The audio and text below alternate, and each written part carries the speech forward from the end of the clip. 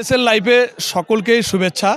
আমি এখন দাঁড়িয়ে আছি গাইবান্ধা শহরের ঐতিহ্যবাহী পুরাতন বাজার, সবজি বাজার। এখানে এটি অনেক বড় একটি বাজার। এখানে বিশেষ করে সবজি অনেক কম দামে বিক্রয় করা হয়, পাইকারি এবং খুচরা। তো আজ পবিত্র মাহে রমজানের প্রথম দিন।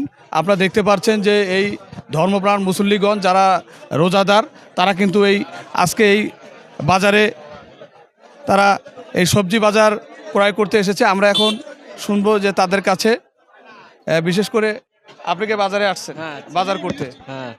আচ্ছা আচ্ছা, এবার বাজারের কি রকম দাম? এবার সবজি বাজারের দাম কেমন? এবার আগের তুলনায় এবারকার দাম অনেক কম, অনেক কম। যেমন কি কি দাম কম? কোন কোন? হ্যাঁ, টমেটো কম, করলা কম, তার আছে টমেটো কম, আলু কম, সিমে কম, এরকম অনেক তরকারি সব কম।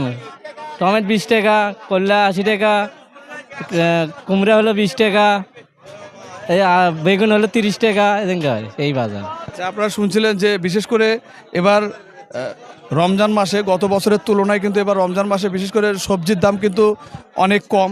তা আমরা এখন শুনবো যে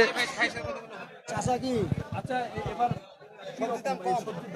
অন্য অন্য দিনের থেকে এবার সবজির দাম কম আছে। চাষা কম আছে, মনে করেন বেগুনের দাম কম গেলে গাজর 20 টাকা কেজি, করলা 80 টাকা কেজি, টমেটো 20 টাকা কেজি, ছিমে 30 টাকা কেজি, গোল বেগুন 40 টাকা কেজি, মিষ্টি কুমড়া 20 টাকা কেজি, ঝুরি আলু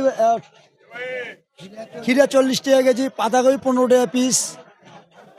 এই আপনারা শুনছিলেন যে এবার গত বছরের তুলনায় এবার কিন্তু সবজির দাম অনেকটাই কম। আপনারা দেখতে পাচ্ছেন যে বাজারে অনেক ক্রেতারা এসেছে এবং আমরা বিক্রেতার কাছে শুনলাম যে রমজান মাস উপলক্ষে গত বছরের তুলনায় এবার কিন্তু বিশেষ করে সবজির দাম যেমন আলু, সিম, তারপরে আপনার বেগুন, গাজর, টমেটো, কুমড়া এবং ফুলকপি, এসব বাজারে সবজি বাজারের দাম কিন্তু খুবই কম।